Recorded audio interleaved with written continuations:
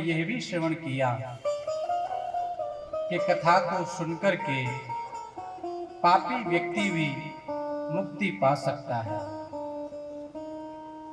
बंधु, ज्ञान वैराग्य कोई हमारी और आपकी तरह पुरुष स्वरूप में वृद्ध नहीं हुए थे।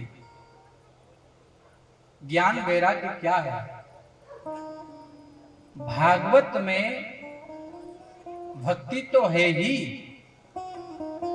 भक्ति सागर है, भक्ति सागर है। और इस भागवत के श्रवण करने से जब हृदय में भक्ति पहुंचती है तो भक्ति के साथ साथ किसी ना किसी व्यक्ति के हृदय में ज्ञान और वैराग्य जागृत होता है। उसी से कहते हैं कि ये पुनः जीवित हो गए, यह पुनः युवा अवस्था में आ गए। क्योंकि कहीं ना कहीं हम लोग ज्ञान वैराग्य से दूर हो रहे हैं।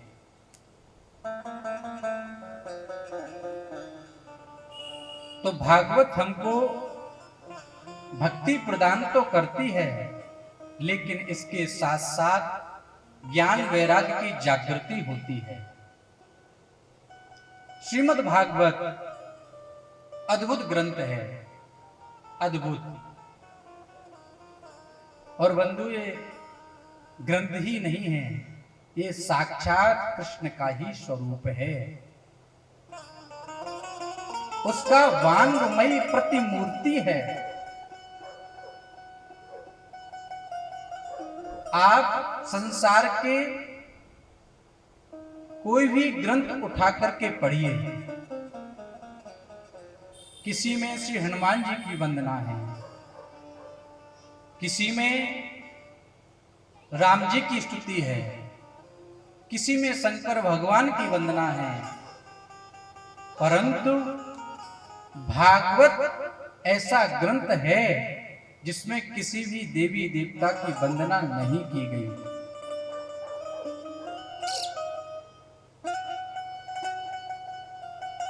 जहां कथा होती है वहां पर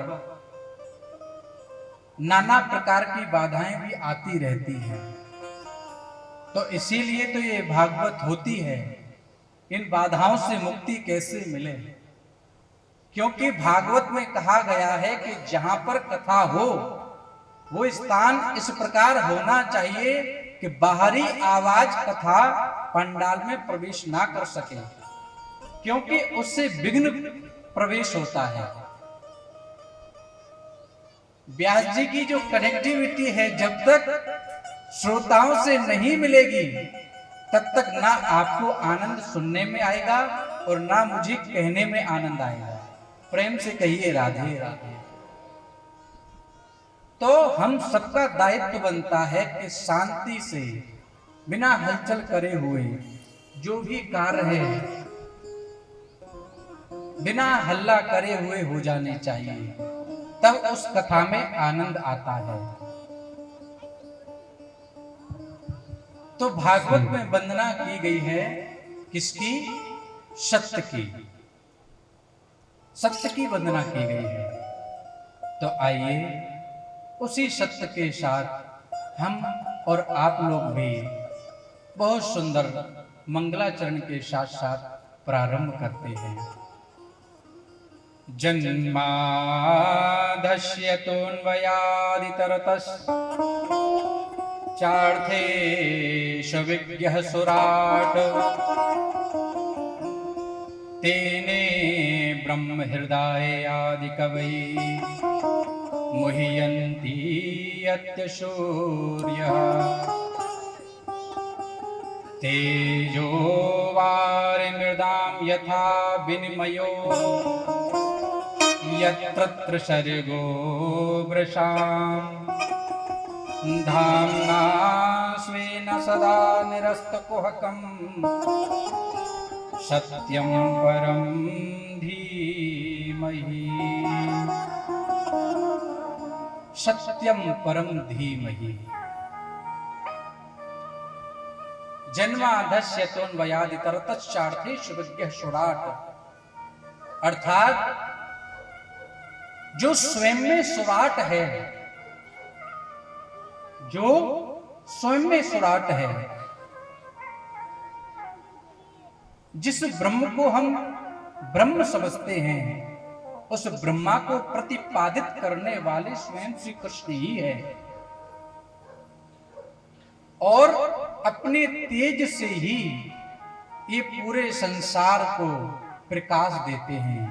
तेजो वार मृदाम यथा विनिमयो यत्र सर्वो मृषाम धामना स्वेन सदा निरस्तकुहकम सत्यम परम धीमहि। अर्थात जो त्रिकालावादित सत्य है, आदि मध्यांत सत्य है, त्रिकालावादित। जब यह संसार नहीं था तब भी वह था, और जब भागवत का मध्य आता है उसमें भी सत्य की वंदना की गई है। सत्यम व्रतम सत्य परम सत्यम सत्यस्य योनि निहितम च सत्ये सत्यस्य सत मृत सत्य नेत्रम सत्यात्मकम त्वाम शरणम प्रपन्ना। और जब भागवत का अंतिम अध्याय आता है तो उसमें भी कुछ इसी प्रकार कहा गया है, कस्मे ये न भागवत।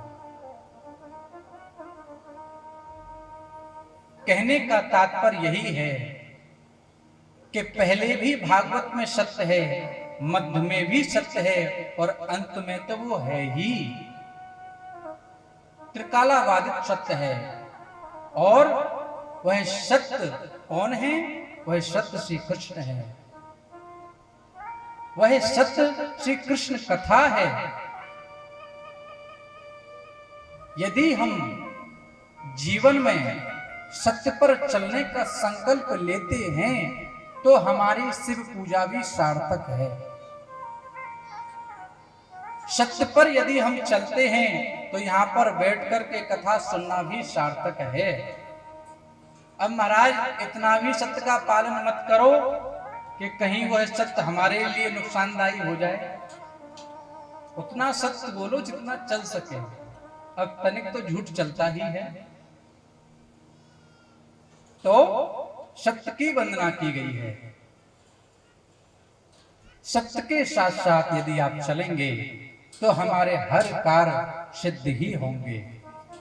सत्य के साथ साथ यदि आप चलेंगे तो हमारे हर कार्य पूर्णतः अपने सद्मार्ग की ओर ही जाएंगे। अच्छा, आप आज यहां कलावा बांध करके भागवत श्रवण कर रहे हैं, तो ये कब सिद्ध होगा? इसका फल आपको कब मिलेगा? इसका फल जब मिलेगा जब आप सत्य बोलेंगे। अपने हृदय से काम, क्रोध, लोभ, मोह, अहंकार, इसमें से कुछ ना कुछ एक वस्तु का जब तक त्याग नहीं करोगे तब तक आपको कथा श्रवण का फल नहीं मिल सकता। और दूसरी बात कही है धर्म की। धर्म क्या है? धर्म किसे कहते हैं? क्या महाराज करोड़ों की संपत्ति को दान करना धर्म है? प्रातःकाल 4 बजे स्नान कर लिया महाराज, पूजा पाठ कर रहे हैं, क्या ये धर्म है? वास्तविकता धर्म की परिभाषा है क्या? किसे कहते हैं धर्म? तो संत जन कहते हैं धर्म है श्री कृष्ण कथा।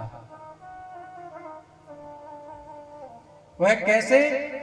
क्योंकि यह कृष्ण कथा निष्कपट है, निष्कामी है, जिसको ना आपका फ्लैट चाहिए, ना आपकी धन दौलत चाहिए, ना आपका ऐश्वर्य चाहिए, ना आपका वैभव चाहिए, इसको कुछ नहीं चाहिए। तापत्रयो न मूलनम, क्योंकि यह भागवत तीनों प्रकार के तापों को उन्मूलन कर देती है, अर्थात उनको नष्ट कर देती है। ऐसी है ये भागवत।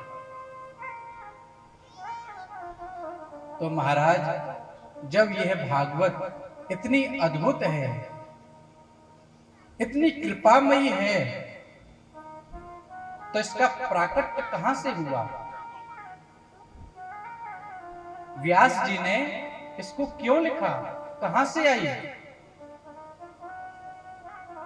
तब बड़ा सुंदर वर्णन करते हैं कि निगम कल्पितरोर गलतम फलम सुखमुखामृत द्रव संयुतम पिबत भागवतम रसमालयम मुहुरहो रसिका भुविभावका।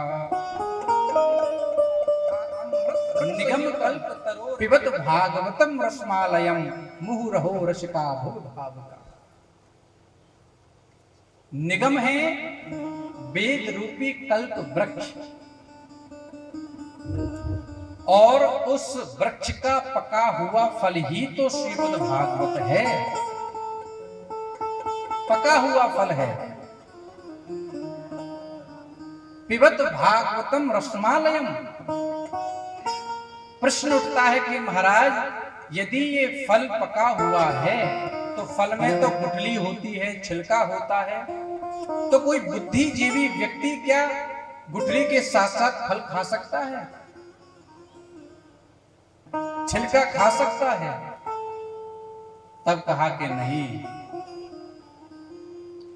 ये पका हुआ फल तो है। दृष्टांत के माध्यम से आपको समझाते हैं। एक बहुत बड़े सत्संगी थे, उन्होंने 2 मूर्ति बनाई और समाज में नुमाइश के लिए निकाल दी गई, और वो कहने लगे कि कोई हमारी मूर्ति की प्रतीक्षा लो, यदि आप परीक्षा लेंगे तभी पता चलेगा कि इन मूर्तियों की क्या कीमत है। तो नगरवासियों ने कहा कि महाराज पहले ये तो बताइए कि इन मूर्तियों की कीमत क्या है। बोले एक है 10 रुपए की और दूसरी है लाख रुपए की। तो कहा कि भैया 10 रुपए वाली कौन सी है, लाख रुपए वाली कौन सी? बोले ये तो आपको परीक्षा लेनी पड़ेगी। वही पास में एक संत विराजमान थे, उस भीड़ में आकर के बोले कि भैया आपकी जो मूर्ति है उनकी परीक्षा मैं लेता हूं। एक लंबी सी सूतली ली और उसको बट करके जब एक मूर्ति के इस कान से डाली तो दूसरे कान से निकल गई। तो कहा कि भैया ये है आपकी 10 रुपए की मूर्ति। और जब दूसरी मूर्ति के कान में वह सूतली डाली तो बंधुओं सत्य मानना एक बहुत बड़ा छिद्र था, और उस छिद्र के माध्यम से पूरी की पूरी सूतली उस गड्ढे में समा गई, अर्थात उस पेट में चली गई। तो कहा कि ये है 1 लाख रुपए वाली मूर्ति। कहने का तात्पर्य सीधा सा है कि जिस वस्तु को हम सुनते हैं वो यहां से सुनकर के दूसरे कान से निकाल देते हैं, लेकिन भागवत को जो सुन करके हृदय में रखता है, हृदय से उदर में ले जाता है, तो वह कथा सार्थक होती है। और जिस वस्तु के ग्राहक ज्यादा हो, जिस वस्तु के ग्राहक ज्यादा हो तो उसकी कीमत थोड़ी कम हो जाती है। इसलिए कहा गया पिबत भागवतम रसमालयम, इस रस को पियो।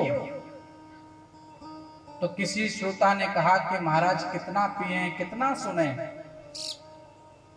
अभी कुछ दिन पहले तो जबलपुर में कथा सुन रहे थे, महीना भर पहले महाराज वृंदावन कुंभ में सुन रहे थे, और पीछे चले जाओ तो भैया हरिद्वार में सुन रहे थे।